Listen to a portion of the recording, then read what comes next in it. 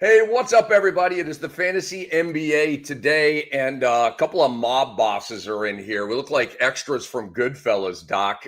It is Rick Kamla, Hall of Famer Steve Alexander. We did not coordinate this, but we both have the hair slick back. We both have a blue golf shirt on, and so, hi, here we are.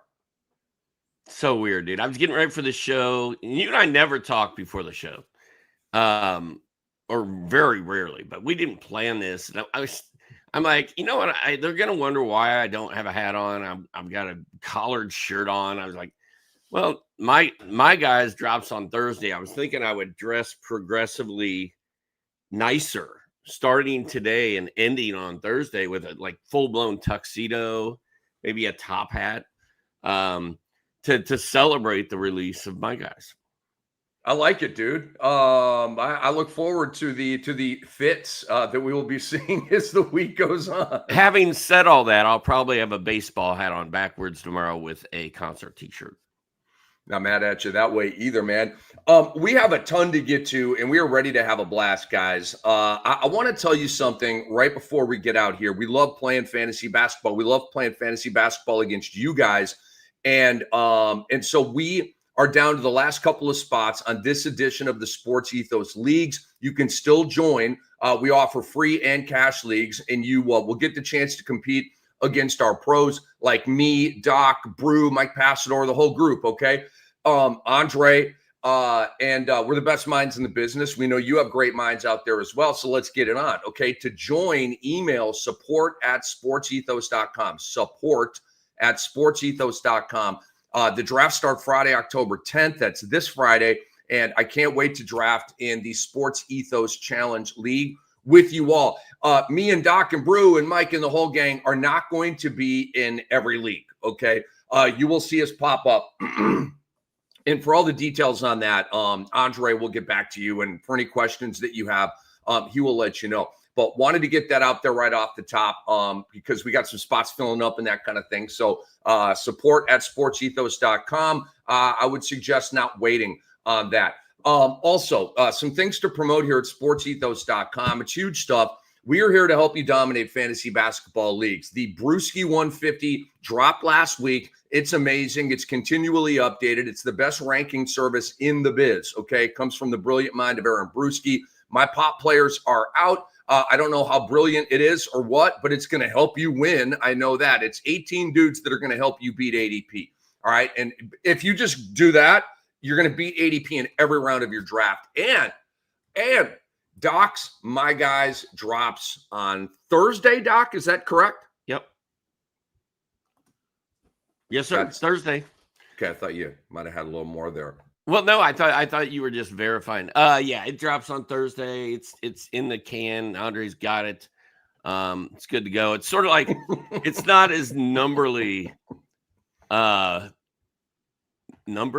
not as numbers oriented as maybe a Brewski 150 is, where the dude's been in the lab for like a year with a white coat on and glass, goggles. Yeah, so.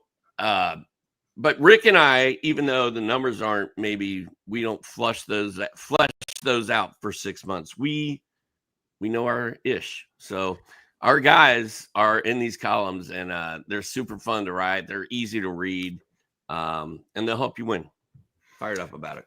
I'm not an analytics guy, but I am a numbers guy. I'm probably the juicy center between you and Brewski with numbers. I don't even approach the deep end like Brewski, right? But and I don't know. I've got some numbers in there, but they're I don't know. I don't even know how to quantify them. No, you're a PRA, like you're a PRA focused guy.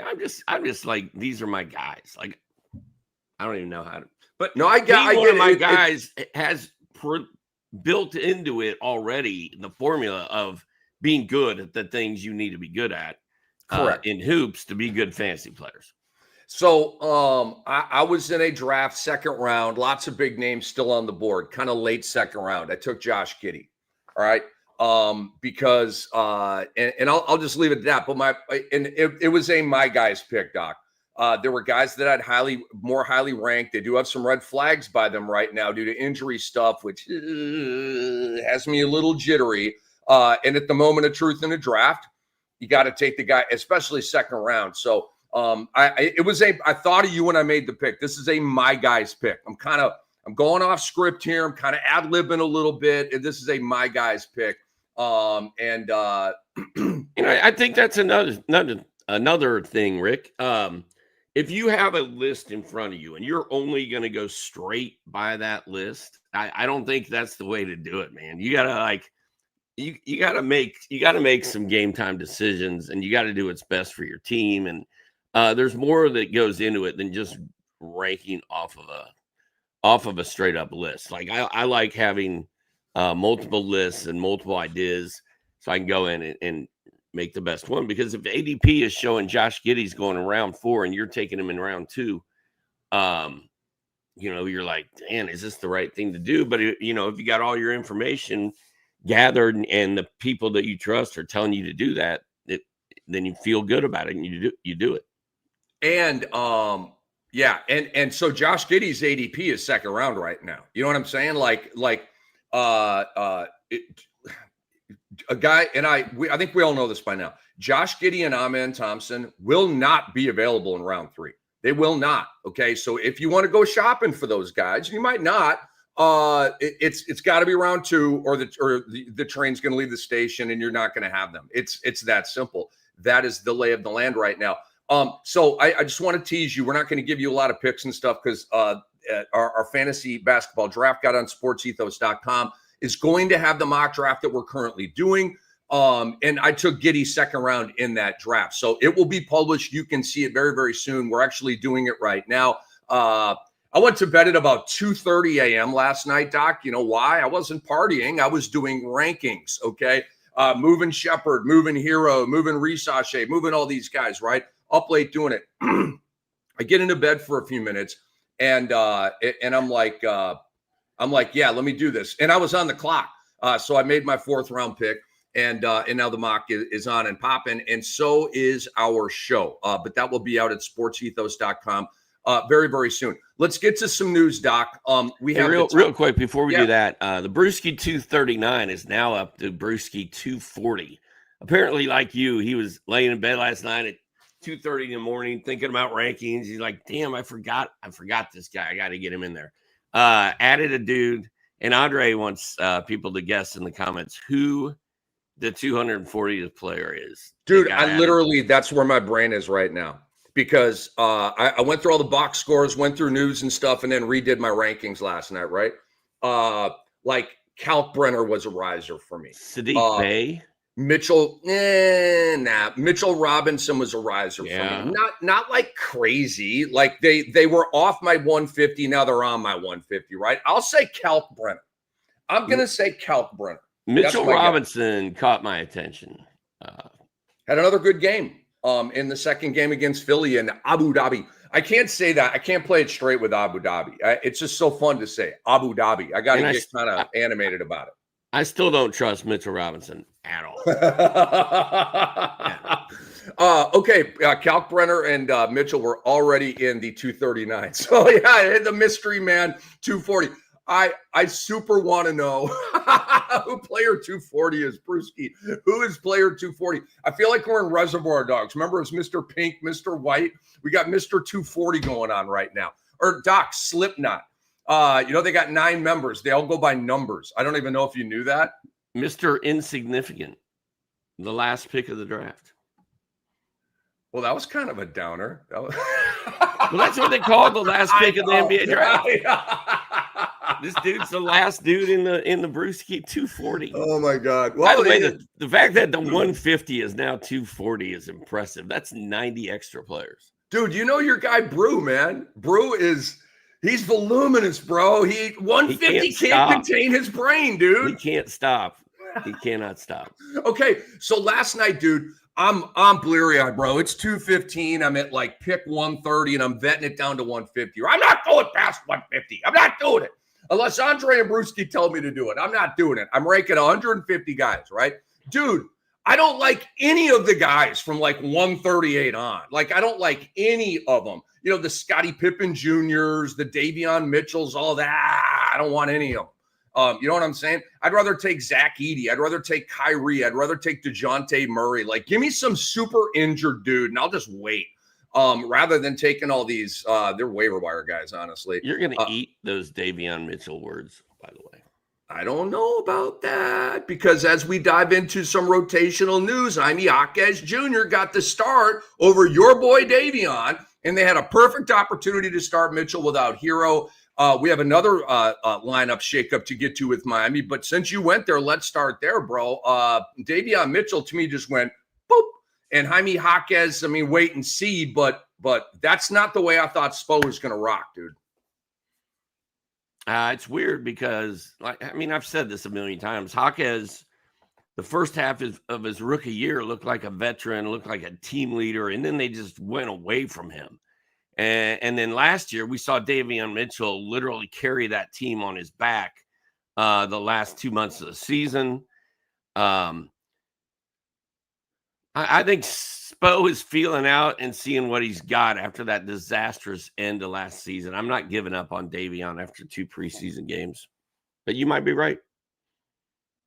Like, I'm not giving up on anybody. I'm just saying Davion was in my 150. I did it last night. He fell out of my 150 with this move. He can get back in there. And I've got this little cluster of guys that fell out of my 150. Khalil Ware is one of those guys, Doc, and we will get to him next. So like right now, Jaquez, I'm not high on him. He's not like some kind of sleeper. He's just kind of a guy. It's just rotational news. To me, it's not like good news about Jaquez. It's bad news about Davion. Okay. Doc, last week I complained about Nikola Jovic, your guy. Okay. I like him, don't love him. I don't dislike Nikola Jovic. I'm okay with the guy. I don't see a great player there. I just don't. I see a guy. Okay. Miami sees a lot more. 4 years, $62.5 million. I hate that contract. I think it's a massive overpay. I don't think anybody else in the league would have that money for Nikola Jovic. No one. All right. But they're a program, organization, and it just, this is kind of how they rock. Okay. So I'm not furious about it. I just think it's an overpay. Guess what? Nikola Jovic got the start, Doc, over Khalil Ware. And I think this is a thing. He had 10 points, 3 boards, 2 assists, 1 block, 1 3, right? Just kind of the Jovic stuff. Pretty good, not great. But so Jovic now is at the end of my 150. Khalil Ware has bounced out of my 150. I'm not high on either of them. Doc, you knew I wasn't high on Khalil Ware all offseason. I'm not trying to sound smart. I'm just saying I just was not feeling him, all right? And so now Jovic is going to start. Bam is going to rock back up to 5 instead of 4. And so, dude, Doc, that the first preseason game, these coaches put their cards on the table because they only have 3 or 4 games, right? So they don't have 8 games where you can mix and match. They got to get it right. So this is Spo's vision for this team. Yeah, we'll see.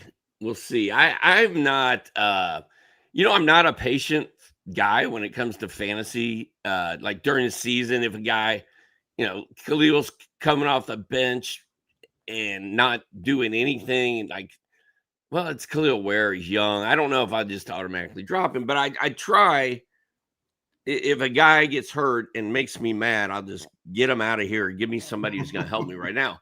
Preseason and training camp, like I want to learn and study what's going on there. But just because I see something in 1 game or 2 games, I'm not going to automatically lock it in. And to me, Khalil Ware is a better basketball player than Jovic. So I'm not ready to just drop Ware and be like, I'm done with him. I'm going for Jovic when I still think 2 months from now, Khalil Ware is going to be kind of balling in fantasy. Totally understood. There's different ways to look at this. I don't know.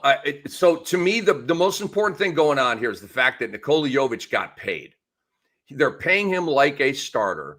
And so now he's starting. Yeah. And so I think we talked the money finds the floor. Because it was weird to me. Why are you paying Jovic $62 million to come off your bench? That doesn't make any sense. Well, guess what? He's not coming off their bench. Now that contract makes more sense. Again, I think it's an overpay. But again, now it makes more sense if he's starting, which I think he will. And so again, to me, it's worse news for Khalil Ware than it is good news for Jovic. But this is big stuff right here. And these are the things we talked about all offseason. We're going to get rotational surprises. Coaches are going to have an ace up their sleeve. Okay, Doc, kind of like Willie Green, who and I won't even say it. I'm in a good mood today. I was going to go down Job Security Boulevard. I'm not going to do that, Willie. I got you, okay? Willie Green, the head coach of the Pelicans, Doc, is starting Kevon Looney. Kevon Looney lives.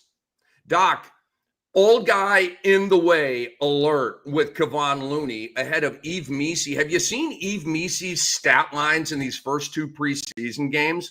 They've been pretty toasty, bro. Probably bad choice of words. I think that may sound bad. They've been pretty tasty. I'll say that. Toasty. I don't even know where that came from. I don't know if he means good or bad. Yeah, toasty. Exactly. Like when you said tasty, I was like, oh, Eve. There's only one of them. Missi has been playing well. So, but dude, Kevon Looney again. These are the first two Pelicans games. They probably only have 3 more preseason games, and Looney has started both of these games. Derek Queen is not ready to play yet. Dude, I think Looney's going to be your opening night starting center for the New Orleans Pelicans, bro. Give me a barf bag. Can I get a live depth chart update brought to you by FanDuel now?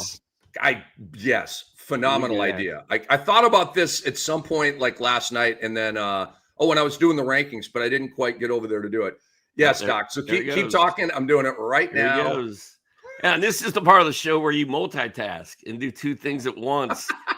And it blows my mind when it happens. There it is. Looney. Hold on a second. I got to go do the Miami thing too. We gotta have another live depth chart update brought to you by FanDuel. But this makes Derek Queen a third stringer, which is completely uncool. Ware and Jovic. I gotta flip these guys. Is Derek Queen still hurt? He is. Wrist, I want to say.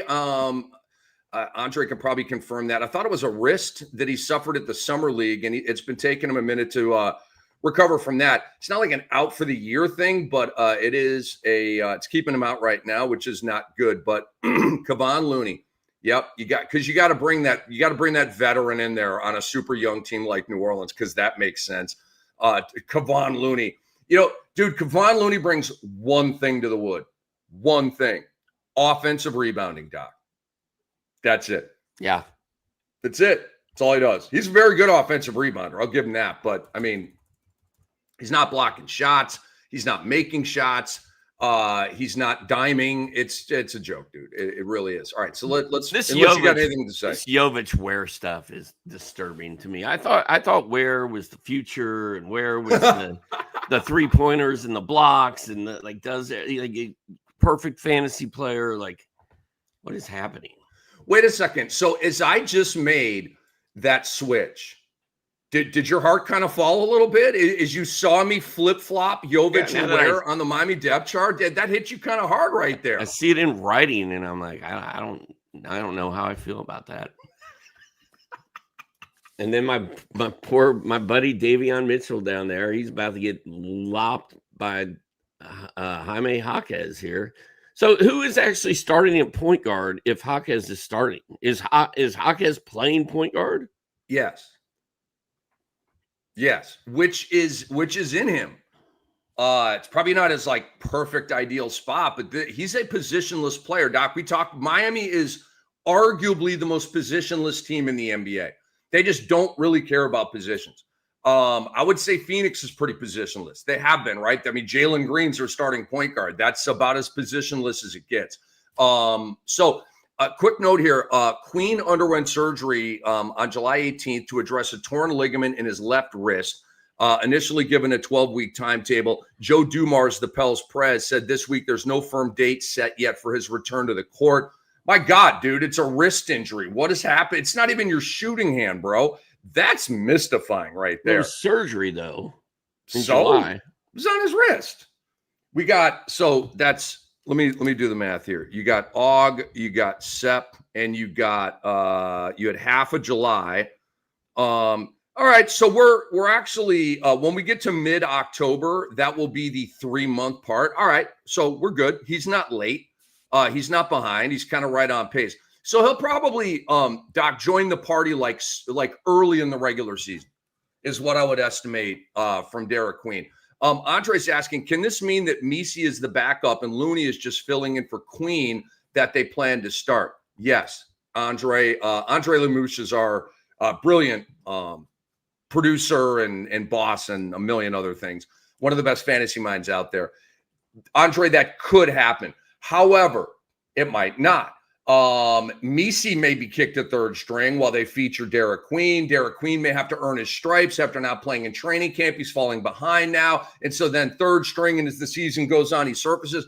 I don't know. But when they signed Kevon Looney, Doc, I was like, why are you doing this? Are they whoa. Are these dumbasses gonna try to like take a piece of Warriors DNA and start him and have that be infectious with their team? Are they that dumb that they think he can do that? So I think that's a possibility too. Yes, sir. All I know is I will not be drafting even Misi. I will probably not be drafting Derek Queen, and I will not be drafting Kevon Looney. So, pardon me, I didn't mean to jump you there. No, yeah. Either. All right, we need another Doc live depth chart adjustment here for Moses Moody and Al Horford. All right, we got our answer, okay, and it was very, very pro Moody, okay. In Golden State's first preseason game, Moses Moody had 19 points and 5 bombs in 15 minutes. Doc, he killed it. All right, he had one of the best games of anybody in the NBA.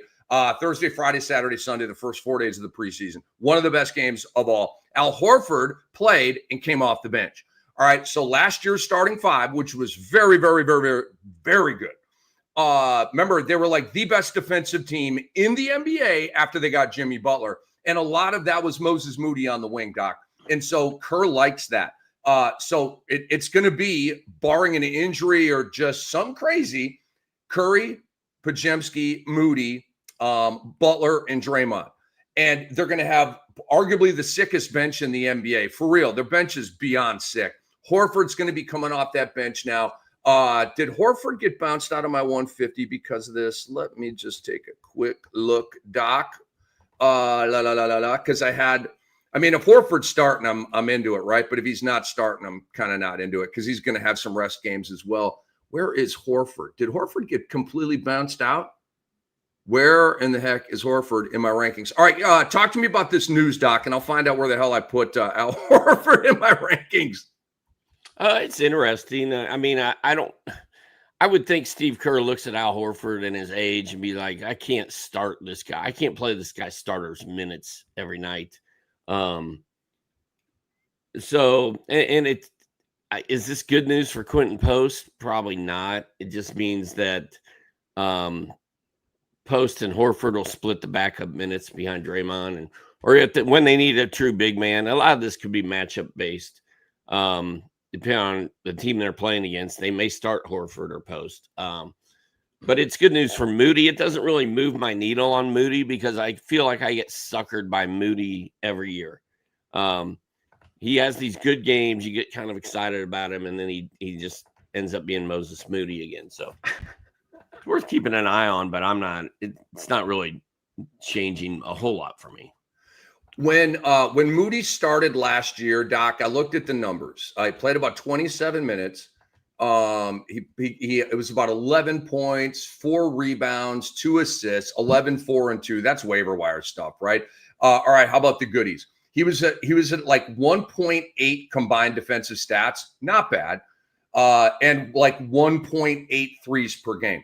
All right, so he's like approaching, right? Where like you see it, like you're coming, I see you, I need more. I need like 2 more points per game. I need the 2 defensive stats. I need the 2 3 balls per game. And I'm kind of into this thing, but he's not quite there yet. I am rostering Moody in the Cam Dynasty heading into opening week because they have a game on that Tuesday night. And so I'll probably send him back to waivers after that and maybe a roster crunch, maybe not. But you won't be sending him back to waivers if he goes off in that game. That is correct. You have a very, very good point right there. Dude, the Warriors, as I do a Doc live depth chart adjustment. Brought to you by FanDuel. Trace Jackson Davis is in like the worst jail in the NBA. I mean, this guy, he is 4-string right now, Doc. I don't know where the hell to put him. I'm going to move Melton to the 2nd string here. And so, yeah, I've got, I mean, he's a center. He's not a 4. Quinn Post is a center, not a 4. They have 4 centers right now. But again, they are deep as heck. So Horford was not a top 150 guy for me. So, of course, now he's not. Moses Moody is not a top 150 guy for me.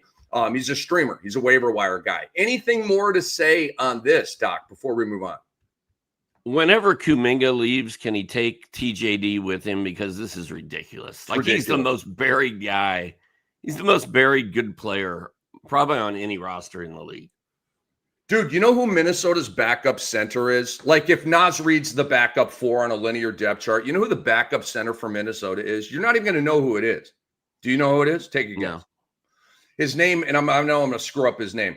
Joan Beranger. They got him in the draft this year, and I think a 2nd-round pick. Andre's saying he's better than TJD, and in fact, he might be. But TJD, for me, would be a great look as the backup 5 in Minnesota. TJD, if he were in the Charlotte center room right now, would be, Kalkbrenner, bring that shit to me, man. You know, I mean, he would be dominating. There'd be no doubt Trace Jackson Davis started in Charlotte, in my humble opinion. So just wanted to give you an update here. We don't need to spend a lot of time on this. Mitchell Robinson started again on Saturday in the 2nd game. 6 points, 8 boards, 13 minutes. The guy is killing it in these 2 games. All right. Josh Hart didn't play because of the back injury that he suffered in the 1st game, but the writing's on the wall, and it's not in pencil, it's in paint. Okay. Mitchell Robinson is starting. Josh Hart's coming off the bench. Run for your lives. Run for your lives from Josh Hart. Do not draft him under any circumstances. Please, for the love of God.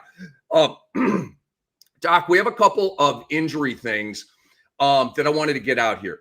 Jalen Williams said last week that he still has a ways to go in his wrist recovery. And he's been dribbling with both hands. He's been shooting in practice, but he's not ready to commit to a timetable. So he didn't play in their first preseason game. His status for opening night is now in question or in doubt or in a period of uncertainty. I don't know, Doc, but this is I've dropped J-Dub a little bit, 4 or 5 spots when I updated my rankings last night. I didn't, not like, dude, I'll tell you some guys who took some massive L's last night. I'll tell you right now, the massive L list last night, they're guys that like fell out of the ranking. Davion Mitchell was in there. Who else took massive L's last night? Khalil Ware, Cole Anthony, all right, Scoot Henderson, Davion Mitchell, obviously Fred VanVleet, and then some other guys that didn't fall out of the 150 took massive L's as well, and I don't really remember who they are right now. But J-Dub dropped a few spots for me, Doc. I'm kind of looking at him like, and he had 2 surgeries over the offseason, not really ready to go yet, mildly concerning. And he went from like a top of the 2nd round guy to like a bottom of the 2nd round guy for me. So how are you worried? Are you playing it straight? Where are you at here with J-Dub? I think when guys get dinged up like that, it doesn't necessarily, like, he's not off my list, but I'm not as eager to go reach for him or make sure I get him on my team. You know what I'm saying? And same with LeBron's glute. Like, I'll still draft LeBron. I'm not too scared of LeBron, but it's sort of like you're buying a new car and they're like, oh, it's in really good shape, except it's got this, I don't know what they call that, spider web in the windshield. They got hit by a rock and we don't have another windshield to replace it. You have to do that yourself. You're like, well, I don't want to buy that car. It just gives you a bad feeling about signing up for them.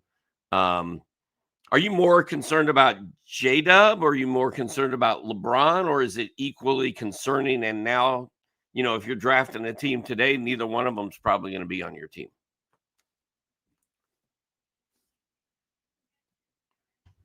I passed on James and J-Dub in that mock draft to take Josh Giddey. And that's not how I had it ranked, but when I redid my rankings last night, Giddey is now above both of those guys. I just feel safe about Giddey. Not even talking. There's Doc, LeBron James is ancient, okay? He's got a nerve irritation in his glute. I've had one on each buttocks from time to time. It's a pain in the ass, dude. And I don't know if I have the exact same thing as LeBron James, but I've had some like nerve issues in my hip butt area. And at times it's been pretty daunting. I don't, it's kind of like Brew when somebody has the injury that kind of he's dealt with. He's got some, personal kind of deal on that. So I don't know, dude. Who am I more concerned about? I'm more concerned about LeBron. And I dropped LeBron as well, Doc. LeBron went from high second round to late second round. Okay, not dramatic. He's not dead to me, anything like that. I will still draft LeBron James. Like for example, I'd rather have LeBron than Cat. I'd rather have LeBron than Sabonis. Okay, but I wouldn't rather have LeBron than Donovan Mitchell, if that makes sense, right? Donovan Mitchell's good to go. Complete, like you can count on the numbers, and we can count on the numbers for LeBron. We just can't count on the games. I just don't like that he's hurt right at the beginning of camp, Doc. He doesn't come into seasons with injuries. This isn't how it goes. It's just not. So that's, like I said, mildly concerning. And then one more thing we got to look at, Doc. Jalen Green missed Friday's preseason opener against the Lakers with a hamstring injury. So was it rest? Like just putting it out there. Want to make it a part of our narrative here. I'm not doing any ranking adjustments on it. None of that. Just I think it's something that we got to kind of pay attention to a little bit. Hopefully he plays the next game, and then we just move on. Yeah. Yeah, I mean, without having the team give an outlook for, what the situation is, you can't really react to it too much. And it is a preseason game. And the thought in the locker room could be, oh, yeah, we're going to hold him out a couple preseason games. Just make sure he's good to go for the start of the season. Or it could be, oh, I don't like this. I don't know if he's going to be ready for the start of the season. So we know which of that feelings they have, then we can't really make a decision. Hopefully it's no big deal, and he just got a night off. And hopefully LeBron's glute is being overplayed. And hopefully Jalen's wrist is being overplayed, but you don't know. Doc brings up a great point. There is a chance that we're concerned about oxygen, as in there's no concern at all. It's just reporting, but maybe there is we're concerned because of the reporting. I got a little bit confused with my words right there. But things change. I'm waiting on good news, and we'll leave it at that. I'm waiting on good news on Jalen Williams. I'm waiting on good news on LeBron James. If I get it, I'm probably going to bounce him back up about 7-8 spots. But for right now, I had to drop him below, the Brunsons, the Mobleys, and just more trustworthy guys right now. Doc, I smiled over the weekend. Nick Claxton, center for the Nets, guy that I'm relatively high on, 11 points, 8 boards in 15 minutes. The renaissance has begun. Doc, I want to give you some credit here about Ivica Zubac. You got me right with Zubac. All right. And our crusade continues to get Ivica Zubac out of the second round of ADP. It's an absolute joke. It's so stupid. It's stupid. It's not dumb. It's stupid. Not like the good stupid, like the old school hip hop stupid. Like stupid deaf. Like stupid. Like what the are you doing? Like second round? Are you out of your minds? Are you out of your minds? Tyronn Lue said that he believes starting center Ivica Zubac played too much last season. Oh. Okay? Here's the whole quote. Doc, check this out. We didn't really have a backup center. So when things got tough, we always had to get Zubac in the game. I thought he played for too many minutes. If you asked him, he didn't play enough. But for me, it's just too many minutes. Doc, the floor is yours. I don't know. That sounded like we all applaud out here. Sounded like me talking. I said he played too many minutes. They didn't have a backup center. They rode his ass. The numbers were through the roof because he was out there all the time. Now they got backups, and now they got other players. Like, yeah. When you look at what Ivica Zubac did last year, I'm sort of like with Zubac, like you are with Josh Hart. You look at last year's numbers and you're like, oh, Josh Hart, that looks pretty good to me. But it's not going to happen again this year. And the same thing with Zubac. Like last year's numbers, I'm not going to disagree with anyone. They were phenomenal numbers. And I was sad I didn't have him on my team. And honestly, coming into this season, I was like, I'm not missing out on Zubac this year. He's going to be one of my guys.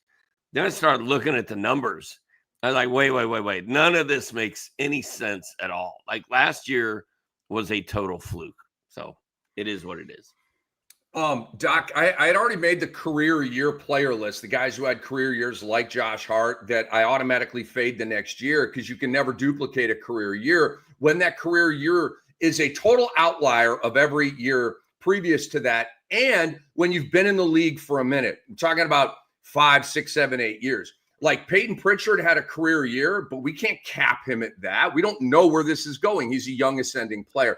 So there's nuances and there's wrinkles to that theory. But Doc was like, dude, isn't Zubac a career year guy? And I was like, I looked at him like, bullseye, you just nailed one. And in my lab, I had, I not noticed that. So just giving a bunch of credit here to a GOAT and to a Hall of Famer. His name is Steve Alexander, and he kind of rocks at this fantasy basketball thing. All right, let me see if there's anything else here.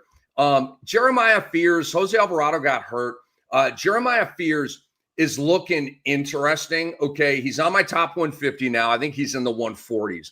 And I'm kind of I see you, young fella. He had a decent stat line in their last game. But with Alvarado out, and you've got a little bit of optionality in that lineup, we don't need to talk about it. But Fears is now like at the very, very end of my top 150. So, Doc, let's get to 5 players who will fail expectations this year, 5 players who will exceed expectations this year, and we'll go one after the other. I'm going to get us started here with the fail group. Okay. Dr. Ray, my dear friend, my brother from another mother, I am going to take in my right hand a whale, and I'm going to, Doc, I'm going to gooseneck the whale, Steph style. Splash in the pool. Whale in the pool, Doc. SGA.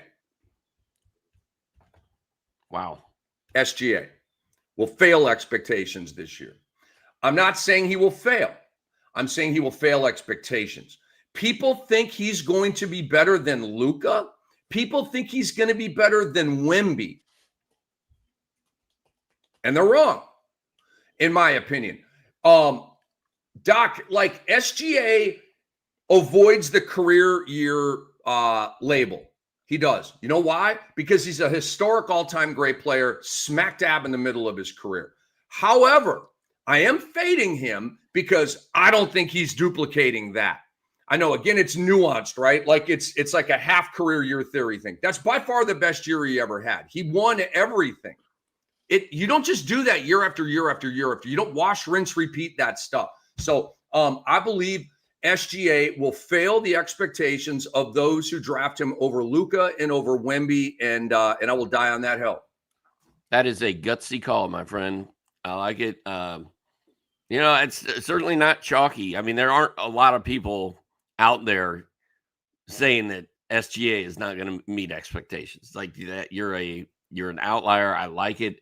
And I tell you what, if Jalen Green is healthy, I'm with you. If Jalen Green is hurt, I think SGA might take it to another level. Sorry to correct you. You mean J-Dub, right? Who'd I say? You said Jalen Green. Oh, no. Jalen Williams, my bad. Sorry. If J-Dub, Jalen Williams, if he's healthy and good to go, I think Rick's probably right about this, but if Jalen Williams and his bad wrist are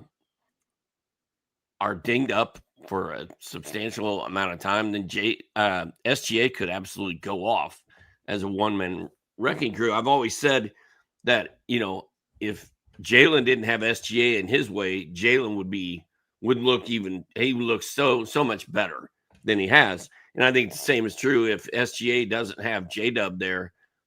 He's doing more stuff on his own and putting up even crazier numbers. So, and I do think Jalen Williams is going to be healthy this year. Young, like he'll be okay. So I think that's a gutsy call. I kind of like it.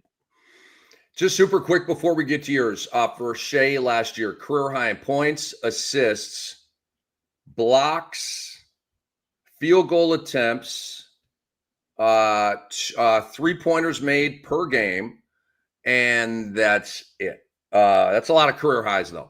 But again, not giving him the full Josh Hart. You'll never even approach last year again in your career treatment, because I think SGA could have another year like he had last year. I just don't think it's going to be this year. I think the numbers are going to come down just a little bit. So I think he will fail the expectations of those who draft him over Luka or Wemby. Doc, you're up. Our top 5 players who will fail expectations. Yeah, we got a lot of these to go through. I'm going to keep this short and sweet. I'm going to go with another popular name that people are drafting, and it's Tyrese Maxey. Joel Embiid, banged up. We don't know how many games he's going to play. Paul George, banged up. We don't know about him either. The Sixers have a huge incentive to tank. They keep their pick if they're bottom 4. We saw what happened last year when they had huge incentive to keep their pick. They tanked it up. They put Maxey on the bench in street clothes, and it was the end of his season. And yeah, maybe he was injured, but maybe it wasn't that bad. So I think there's a better chance of Maxey failing than there is succeeding this year. Great take, Doc. He almost made my list. I wrote down a long list of guys and then bolded 5 of them. Maxey is one of the unbolded guys. So I love that you brought him up. Karl Anthony Towns, Doc, is next. Karl Anthony Towns is being drafted in the first round. He's being drafted. His ADP is, I'm going to say 8 off the top of my head. His ADP is 10. Okay. Safely at the end of round 1. Last year's numbers clearly back this up. You know what, though? I don't think he's putting up those numbers again, guys. He's got a new coach. He's a boot in your ass guy, and Mike Brown ain't putting a boot in his ass. I'm telling you, okay? We've talked about this a lot through the offseason, so I won't belabor the point. But the coaching change from Tom Thibodeau to Mike Brown is bad news for Karl Anthony Towns and Josh Hart, period. Now, it could also be bad news for Jalen Brunson. How much do they take the ball out of his hands? How much more do they distribute the offense to guys like Cat, Mikal, OG, and because obviously Mitchell Robinson's a garbage man. He's in there catching lobs and putbacks, and that's all. I never get in the rock other than that. So I'm looking at Brunson. I'm not changing my ranking on Brunson, Doc, but I do acknowledge that there is possible downside with Brunson. And by the way, he's a guy that just missed this list. Okay. He's not one of my 5, but he was on the long list because I do acknowledge a coaching change could sap some usage rate and shots from Brunson. I don't know if it's going to happen. It could happen. But with Cat, Doc, I think this is going to be an injury hit year for him. I just do. He played through all. Dude, do you remember how many times Cat had an injury and was limping off the floor last year? A knee, an ankle. Dude, it was like once a month. It was, oh my God, Cat's hurt. All right, here we go. Here's the Cat injury we've been waiting for. He'd miss a game or not even miss a game and be right back on the wood for New York. That ain't happening this year. So he's going to fail expectations for those who take him in the first round. Well, and he was great last year. Like, I don't know that he could have been better than he was last year. I mean, we were talking MVP. He was in the MVP race. The Knicks were good. And he was out there every night. And if you look at his injury history, the chances of him being out there every night for 2 seasons in a row is pretty rough. And especially with Tom Thibodeau not pulling the strings, it makes it even more likely that he's not going to be out there. So good call. Who's next for you? Zubac is next on my list. We already hit him pretty hard. Too many minutes last year. I only have 5 guys written down, Rick. I'm not as prepared as you are. What do you mean? I've only got 5 guys written down. You got 15 guys written down. You got 5 bolded. Come on now. Anyway, we already went over Zubac. We can move on to your next guy. Well, no, give us your third guy. Give us your third guy here. Anthony Davis. Is he on your list? I don't think so. Anthony Davis in Dallas. No Kyrie Irving. If Kyrie Irving was playing, I don't think Davis would be on my list. But without Kyrie and with Cooper Flagg being a rookie, I doubt that Dallas is playing for a championship this year, regardless of how good Anthony Davis plays. And does he have the ability to carry the Dallas Mavericks and a fantasy team on his back? Absolutely. Does Davis care that much about doing either one of those things? I don't know. I don't think so. The fact that Dallas traded Luka for Anthony Davis last year, and Davis lasted like 15 minutes before he got hurt with a very serious injury last year, it says everything I need to know about him. Like, just the most unreliable guy. One of the most unreliable guys in the league. We call him street clothes. If you Google, we used to search in the Roto World system the word locker room Anthony Davis, and it would come up like over 100 times because he was in the locker room like every day. And I'm just not messing with him. I think if you draft him early, you have a chance to tank your whole season. That is Hall of Famer Steve Alexander. I am Rick Kamla, and we are the Fantasy NBA today here on the Sports Ethos Network. So I want to encourage you guys to subscribe to our Fantasy NBA Today podcast feed. Also subscribe to the Sports Ethos YouTube channel. We really appreciate you guys and girls out there for the support. All right, so Doc has given you, this is the top 5 who will fail expectations. All right, Maxey, Zubac, Anthony Davis. I have given you SGA and Cat. Next, I'm going to give you Mark Williams of the Phoenix Suns. We talked about this last week. When I found out that due to the injury, another eye roll injury, that he did not go live at all in the offseason, you're dead to me. Goodbye. See him. You, and you can have him. I no longer want him. Dude, last night, Doc, and I was decently high on him, bro. Like top 80, maybe. I think I had him even higher than top 80. I think he might have been a top 70 guy for me. All right, so after my rankings adjustment last night, Dr. A, where did I stash Mark Williams? At 101. All right, he ain't going to be there at 101. He'll be drafted before that, but I see that red flag by him, and it concerns me. He's an injury history guy. He's coming into the season, didn't go live the entire offseason. You know he's not in any kind of shape. And so it's a complete fade. And let me look up his ADP right now. So does that change your expectations of how good Phoenix is going to be this year? Not really. You're not really high on him. So he's at 85 ADP. So I'm 16 spots below his ADP. I'm not necessarily high on Phoenix. Here's how I'd phrase it. I just don't think they're going to suck. Yeah. Did you discover this news in Friday's show that I was not a part of? Is that what happened? I feel like you did, because I have not heard the Mark Williams stuff. That's interesting and disappointing. I mean, this is a guy that we referred to as a ghost and a myth for a whole year and a half or whatever. So pretty bad news. Not good. I mean, didn't go live the entire offseason. Like that's what? Imagine a football player. He wasn't at OTAs, late arrived at training camp. This guy's not it. Terry McLaurin, Doc. I'll tell you the most automatic thing in the history of the world, even more automatic than the career year theory, Doc. When a football player squawks about a contract and makes it a whole messy offseason, every single time they suck that year. It's karma. It's a weird deal.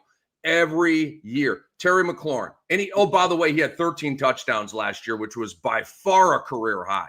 Like, do you think I have any Terry McLaurin shares? Hell no, I don't. And he's already been hurt the whole year. Well, that's an undefeated angle in fantasy football. And this reminds me of Tiger Woods. Like Tiger Woods keeps trying to come back and playing these big tournaments, but he hasn't hit a golf ball in 6 months. So he's like just trying to prep right before and then go out there and play well enough to win. It just never happens anymore. That's sort of like Mark Williams taking the entire summer off. It's crazy. So Mark Williams is on the fail to meet expectations list. My next who's next? Is Franz Wagner. Ooh. I think Desmond Bain, and I'm not saying that Franz is going to fail. Like, I still like Franz. I think I would draft Franz, but I just think that expectations are going to be high, and I don't think he's going to be able to live up to them. I think he exceeded expectations last year. He shot it better than he was supposed to. Now he's got to deal with Desmond Bain in the house. He's coming off an injury-plagued season. We got Apollo Banchero explosion ready to come. We've got an Orlando uprising. The Magic are supposed to be good. And I think Wagner is going to be the guy that takes a hit out of all that. And we've said that before. Maybe his ADP will be low enough that he'll be okay. But I have a feeling he's going to be a guy we draft too early. Doc, his ADP is 35. That's pretty high. Ugh.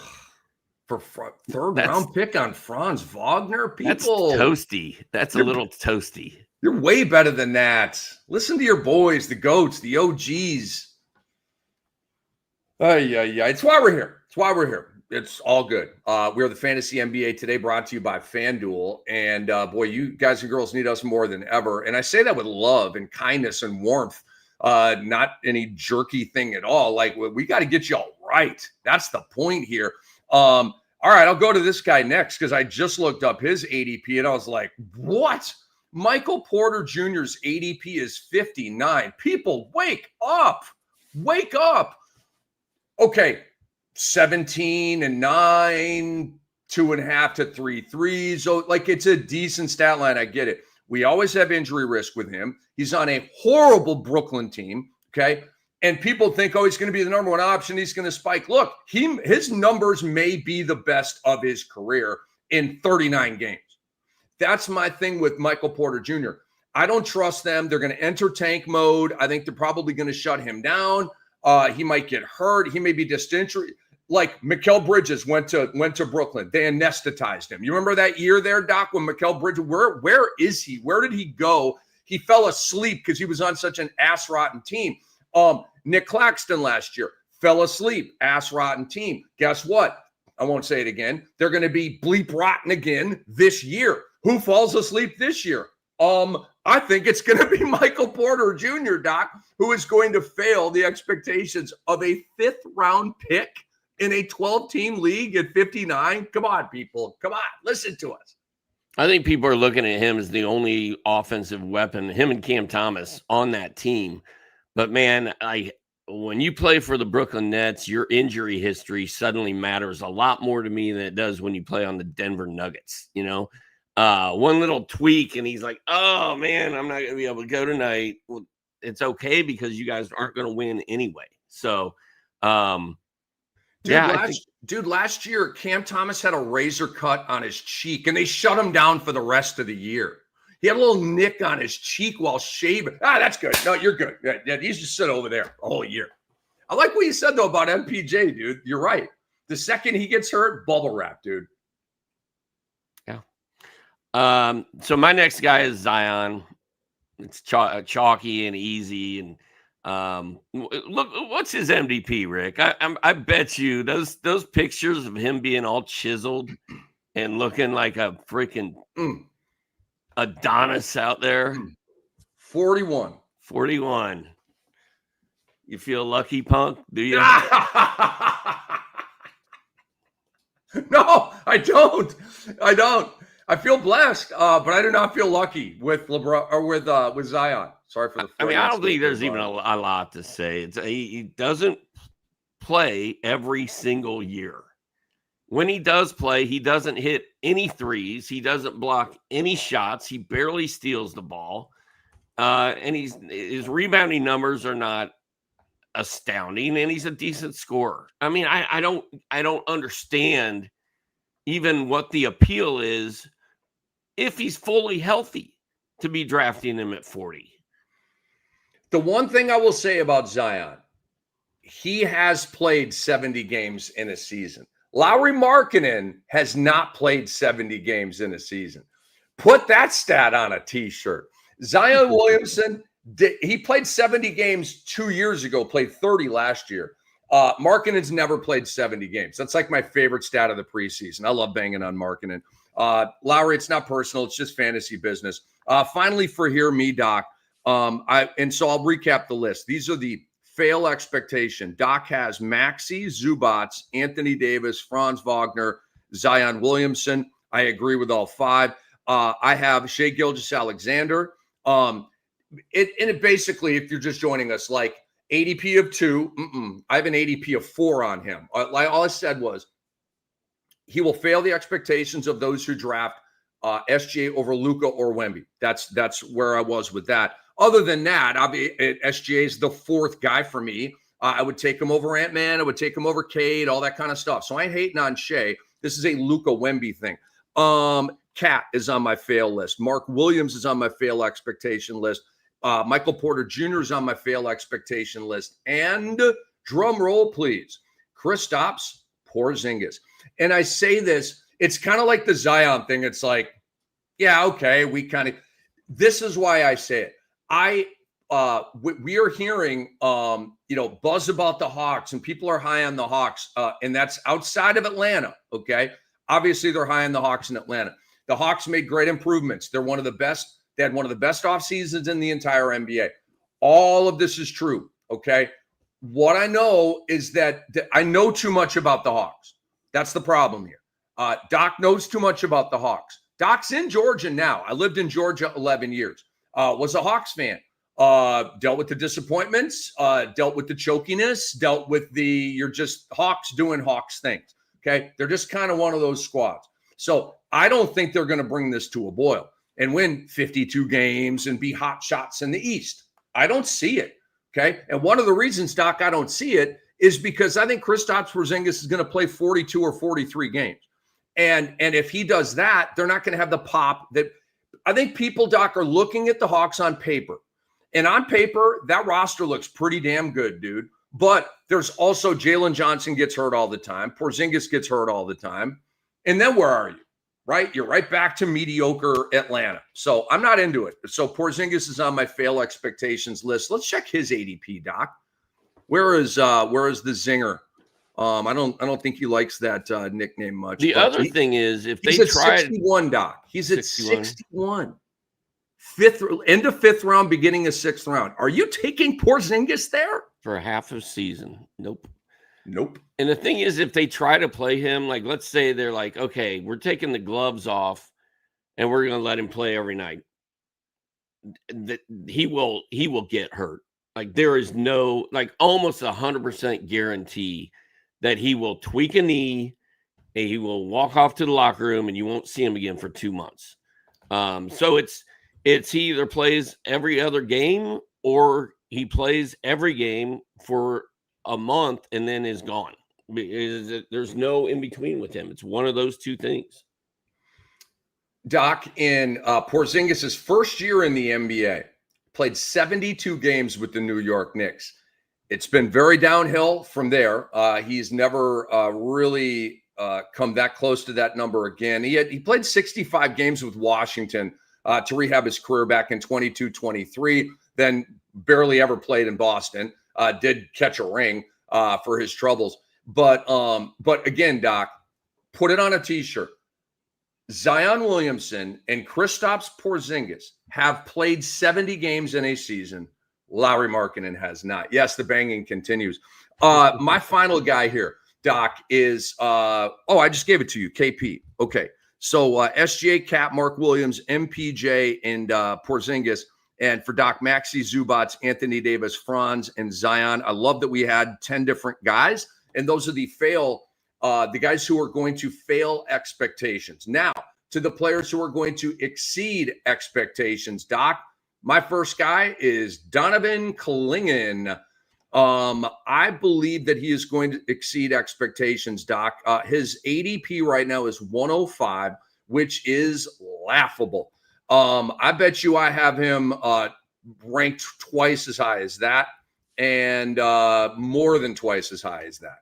I'm not going to have to take Clingan where I have him ranked, Doc. I'm just not. I'm going to be able to drift that thing to the 8th round, 9th round, and I'm going to bang Donovan Clingan, and I'm going to beat y'all with him. Okay, so I think he's going to be a guy that exceeds expectations greatly.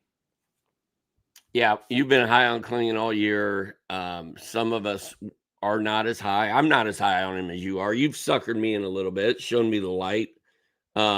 He's on the list of centers that I think will be available late. And that's why I'm not spending an early pick on Cat or Domantas Sabonis or whoever, because I can get somebody like Clingan late. I still have trust issues with Clingan based on the fact he plays for Portland, and we don't really know what they're going to do and how good they're going to be and if they're going to tank and blah, yada, yada, yada. But at least they didn't do it last year, but at least it makes sense still for them to hand the keys of the car over to Clingan and let him ball as much as his body can handle. So I think you're looking at a Walker Kessler type of player if he can get 22 to 25 minutes a game. All right, dude. So who is next? Who is your first guy on your exceed expectations list? I thought your first guy would be based on your SGA call for failing. I'm going with Luka exceeding expectations because I've got him at 2. His ADP is like 5, right? 4 or 5. I think it's still 5. I think he's going to finish 1 or 2, and I think he's going to have a massive season and he's got so much to prove. We've talked about it all summer, and we're all in on Luka. I'm all in on Luka, and if I get Luka with the 4th or 5th pick in my drafts, like I said, man, I'm doing the Reggie Miller hop around after he pushed off on Jordan back in the day, and running around my office, throwing paper and jumping in the air and whatever. I like the call a lot, Doc. I like it a lot. His ADP is still 5. Giannis is 4. SGA is 3. Wemby is 2. We've had a change here over the last week. It was SGA, and now Wemby has overtaken him in ADP. Good for you guys out there. No hate on SGA at all. Just it's a Wemby thing, man. All right, so Doc gave us Luka. I gave you Clingan. Next up for me is Nick Claxton of the Brooklyn Nets. He is going to defy ADP in a big way, in my opinion. I bet he's in the hundreds, Doc. Let me go see where Nickel Claxton is. Where's my guy Claxton? So what you need to know about Claxton is last year was brutal. What I want you to do is look at the previous 2 years. All right, y'all are kind of drafting Claxton a little bit. He's at 94. All right. I see you guys out there. I see you guys. Let me see how close my ranking of Claxton is. I'm about 2 rounds higher than that, Doc. But the 2 years prior to last year were really good. Flirting with a double-double, 2+ blocks, and he's still a young guy, okay? So I think he lost his way last year. Now you're coming out of wreckage. I like guys in the bounce-back factor. And so, we've talked a lot about Claxton. Guys, he may go 10 points, 8 boards, 1 block, okay? He may give too much time away to Day'Ron Sharpe and this kind of stuff. If that happens, he's going to be sent to waivers, and I'll churn and burn, okay? But I want to start the season with Claxton, and I want to take that ride with him until it's an unsavory ride. But I think it's going to be, as you like to say, Doc, a fun ride. I think he's going to be a fun guy to have this year. Nick Claxton. I don't think Claxton's going to be on any of my teams. Like you've brought me into the club on most of the guys that we talk about, but I still I'll find somebody else probably. Although We'll see. We'll see. If he's the last center standing. Dude, if he averages 2 blocks a game, I'm gonna take a victory lap around my apartment complex, dude. Yeah. And it's a whole season thing, but like it's kind of bold. Like, not too many dudes out there probably saying, "Yo, I see 2 blocks and almost a dub from Claxton," but that's what my crystal ball says. All right, so my next guy is Amen Thompson. And this is spicy because I think everybody was so high on him coming into the season. And then Fred VanVleet got hurt. And everybody was still high on him, but I don't know if people are high enough on what that's going to do for Amen. I think Amen is going to have the ball in his hands a ton. And you know, coach has already said it's going to be some sort of combo, Reed Shepherd and Amen handling the ball. Katie's going to handle it a little bit, I assume. But I really think that Amen Thompson is going to break the bank this year. I think his ADP is super high. Like, he's being taken, third round? Correct. 34 is his ADP right now, Amen Thompson, which is right behind Ja Morant at 32 and LaMelo Ball at 33. And quite obviously, you know that it's a very easy decision right there between those 3 guys. So then his ADP should really be more like 30. Yeah. So it's not going to be easy for him to exceed expectations, but I think the point is, if you draft Amen Thompson anytime after the top 15, I think you're going to be happy with what you get. I think the hype is real, and I fully expect him to just blow us out of the water. He's going to be in the running for a most improved player, defensive player of the year, and an all-star. Amen Thompson. Hey, guys, we want to let you know, especially those new to the show, welcome. We love that you guys are here. It is fantasy basketball draft season. We have you the entire off season long. We will take you through the regular season as well. Me, Hall of Famer Steve Alexander, the legendary Aaron Brewski, and our whole group, man. We're going to be here all year helping you win championships. All right. Don't miss an episode. Subscribe to the Fantasy NBA Today podcast feed, wherever you get your favorite shows. And if you want to hang out live with us, make sure to subscribe to the Sports Ethos YouTube channel. Again, the Fantasy NBA Today podcast feed, plug into that, subscribe, and subscribe to the Sports Ethos YouTube channel. We really appreciate you all out there for doing that. Obviously, look, I think Amen Thompson at an ADP of 34. I'm actually surprised that it's that low. I am. But let's keep it there. It'll help a lot of us. And so 34 is his ADP right now, but he is on Doc's list of people who are going to exceed expectations. And I would agree. Now, next up for me, Doc, Drew Holiday. I know people don't want it to, it's not sexy. It's Drew Holiday. He's washed. We're going to get value out of this guy this year. I'm telling you. Lost me at Drew Holiday. I'm just kidding. No, I love the ball busting. I do.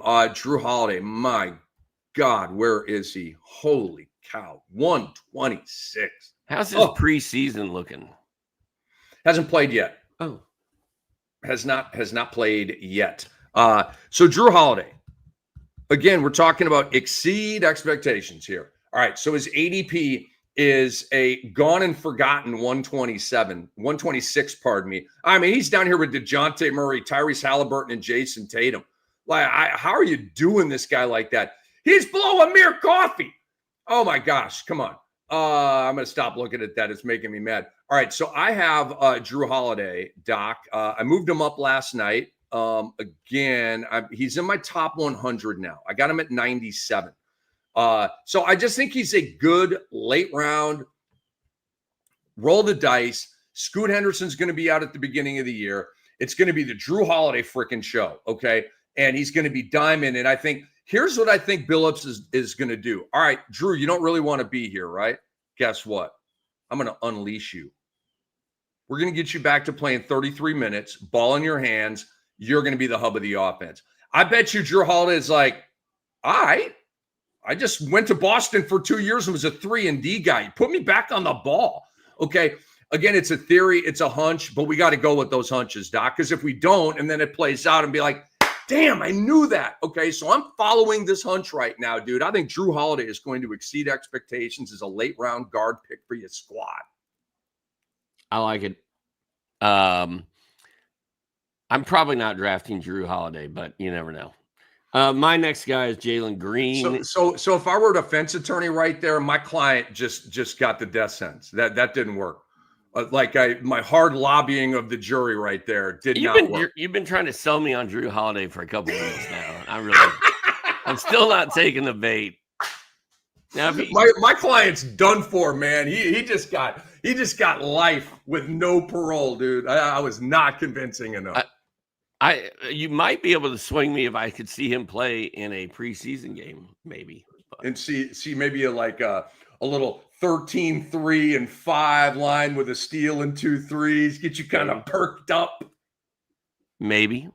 My next guy is Jalen Green. He is in Phoenix now. I think he needed a change of scenery. There were times in Houston last year where he looked like one of the best players in the league, and then he would just fall into a crater and disappear for a few games.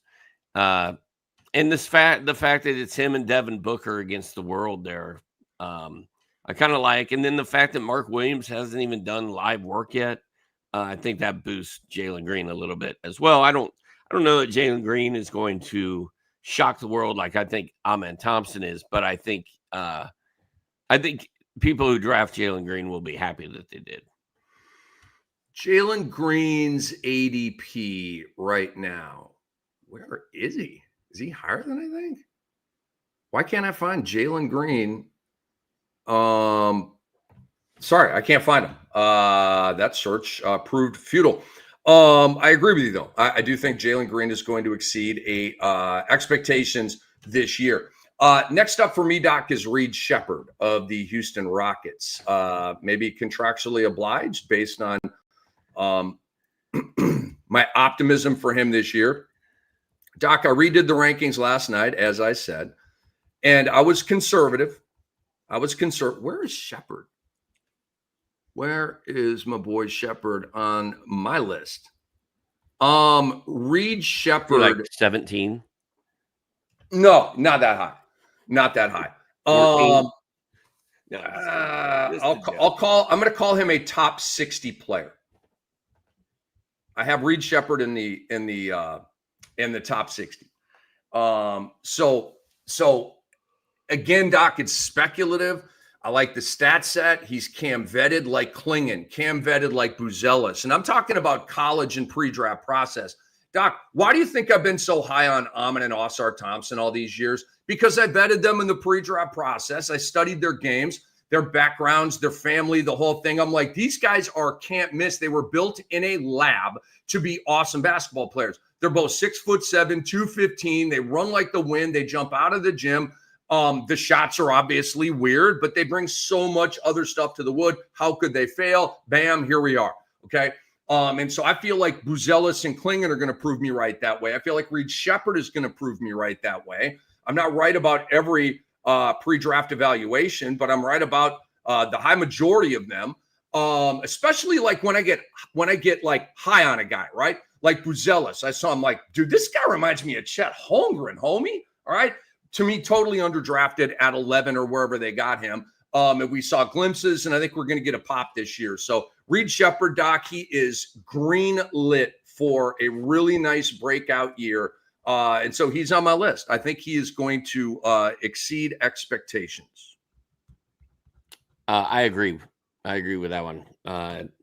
Again, the Fred VanVleet loss is the Reed Sheppard gain, and I don't think Reed Sheppard's going to walk in and automatically become like a 20.8 assist guy, but he's going to have a nice year, buoyed by that injury. And then my next guy would be Peyton Pritchard, Reed Sheppard-esque maybe. Hit a ton of threes for Boston last year. Played a lot of minutes for Boston last year. Kind of had a career year for Boston. Jason Tatum is out. Drew Holiday is gone. Rick and I both think the Celtics could decide to tank this season, but even if they don't, I think they've come to love Peyton Pritchard and rely on him, and I just think he's going to have a fantastic season. He's gotten better in each of the last 3 years, from what I recall, and I think he's going to get better again this year. And he's going to. What's his ADP, Rick? It can't be very good. 78. Yeah, he's going to be a 5th or 6th round player, I think. I agree. Let's keep his ADP right there, folks. 78. Peyton Pritchard. Like I'm putting a baby to bed. Oh, man. I mean, Michael Porter Jr. has an ADP of 59 and Peyton Pritchard's at 78. 20 spots off or whatever. Who would you rather have? I'd rather have Michael Porter Jr. Well, you're going to lose. You're going to lose, and we're going to win with our guys. Peyton Pritchard, Doc, look, and I'm telling you right now, there's reports out of Boston that Peyton Pritchard's going to be the starting point guard and Simons is going to come off the bench. We've got to see a game. They have not played a preseason game yet. When the Boston Celtics play, and I'm going to the scoreboard right now, they probably played at night. The Celtics do not play tonight. I bet you then they play Tuesday night. And let's see here, Doc. They do not. I'm struggling here. Do the Celtics ever play? Wednesday night, Doc, they will be at the Memphis Grizzlies. And that will be their first preseason game. So that's going to be absolutely huge. And if Peyton Pritchard starts that game, his ADP is going to skyrocket up from 78 because I think that's people thinking he's going to be a bench player again. All right, last guy for me on the exceed expectation list, Doc, it is CJ McCollum of the Washington Wizards. And this may be a split season for him. I don't know. It probably will be. But CJ just puts numbers up, dude. Like DeMar DeRozan. Wherever you send DeMar DeRozan, he's going to do DeMar DeRozan things. Do you know what I'm saying, Doc? There's some, he's so established. CJ McCollum is 10 years in a row at 20 points per game, dude. I bet you that's a small list in the history of basketball. 10 straight years of 20 or more points, okay? Because even some of the greats may have had a bad year or something, and it disrupted that streak. That streak is impressive to me. He's always a 3-3 ball guy. So I see him at 24-5 PRA. All right. That's actually kind of fantastic. Obviously it's like a 0.9 steal thing, but like a 3-3 ball thing. And so I'm still hanging in there with CJ McCollum, dude. I've always been a fan. I like his stat set. And where is CJ's? I'm really curious to see where his ADP is because historically he's been a liked guy. His ADP is 89. And I have him about 3 rounds higher. And again, I'm not going to have to take CJ where I have him ranked because there's a 3-round wiggle room between that and ADP. But I think he's going to significantly exceed that ADP, Doc. One of the ways I've changed over the years of being a fantasy guy is I used to love the best player on a bad team. I was all about it. Those were always the guys I wanted to draft, like CJ McCollum on, wherever he is, Washington. Give me that guy because he's going to go nuts. But now in today's climate, in today's world, you just don't know if those guys are going to play. You don't know if they're going to get traded. You don't know if they're going to finish out the season. You just don't know what's going to happen. And I'm just not as big of a fan as drafting guys on really bad teams as I used to be because I have questions about Klingon. We look at him and we see all this bright lights and rainbows and unicorns, but we don't know what Portland's going to do with him. And you look at Washington, we don't know what they're going to do with these guys. So it just makes me a little nervous, and maybe that's why I'm not fully on board with these guys. Because back in the day, man, if you had George Gervin and he was playing in San Antonio, there was no load management. There was no rest. It didn't matter how bad San Antonio was. He was going to play 75 games, 80 games. Remember Sharif Abdul-Rahim on the Vancouver Grizzlies? Yeah. Mm-hmm. Mm-hmm. I mean, they sucked. They were dreadful, but he played. and put up really good numbers. Shout out to Sharif, dude. All right, dude, who's your last guy? Rounding out top 5 players who are going to exceed expectations.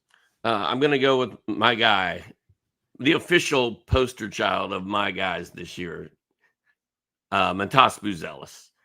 And I was not into Matas Buzelis until we were sitting here on doing one of these shows a couple months ago. And I think you and Mark or you and somebody were like, dude, he's playing. They think he's going to play 30 minutes a year for 30 minutes a game this year and start. And I started thinking about it. Like a guy with that kind of fantasy skill set, playing 30 minutes a game, like it's terrifying. It could be amazing.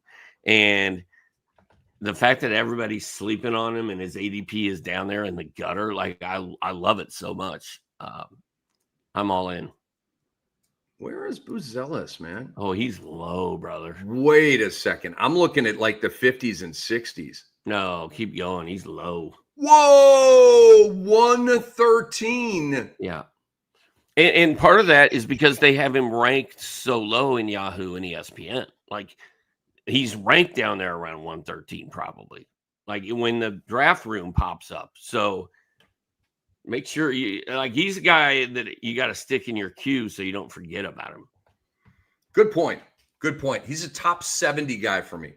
And this ADP isn't even close. 113 on Matas Buzelis. Again, keep him there.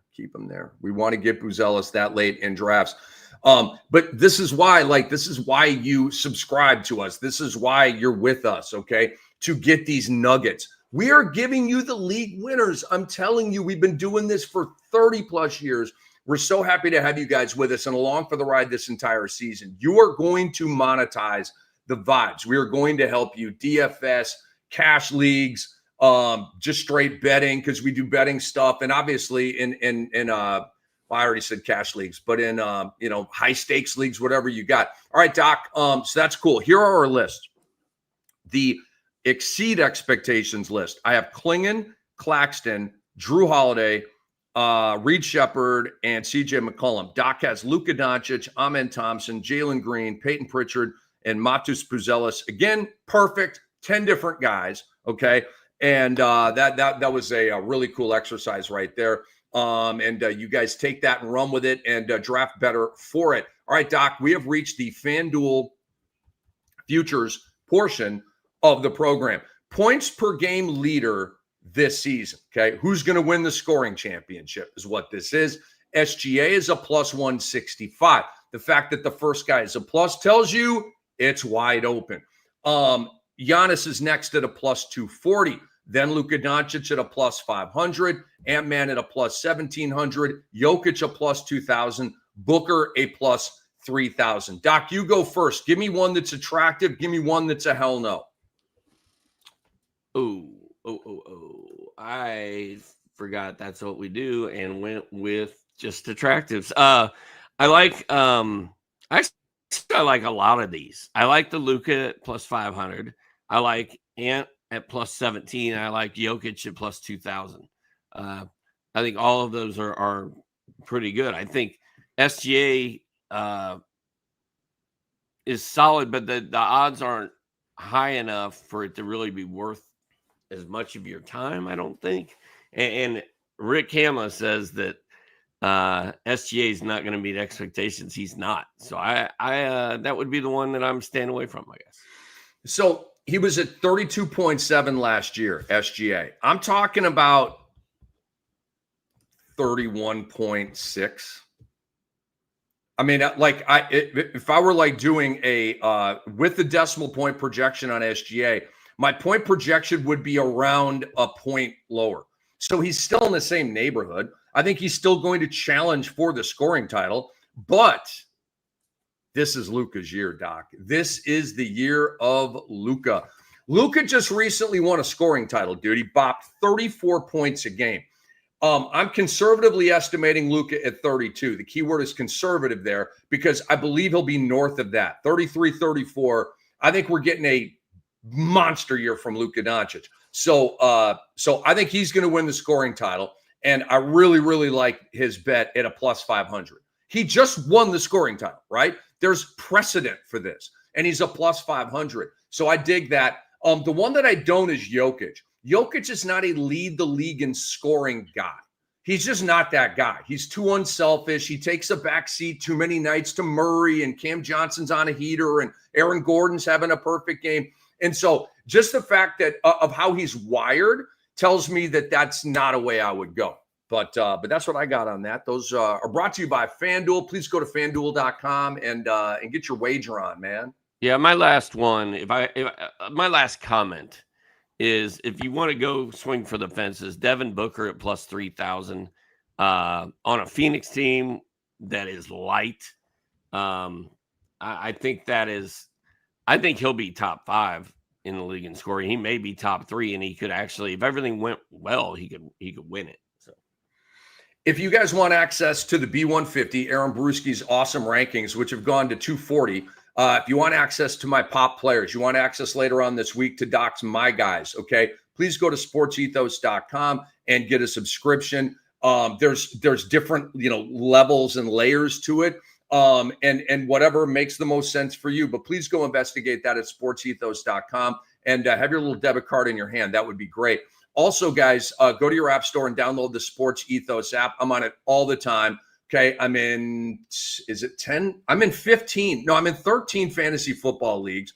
So I'm always on there looking at news. I don't know how many basketball leagues I'll be in. I just joined a cash league last night. I'm in all these leagues, right? So I'm on there all the time. It's awesome. Continuous blurbs, which are player news, letting you know, Ryan Kalkbrenner did this last night in a game you didn't watch, okay? But you need to know that Kalkbrenner played better than Moussa Diabate. Boom, it's there. Sports Ethos app, completely free. We give it to you because we love you and we're a community and we want to help you guys win.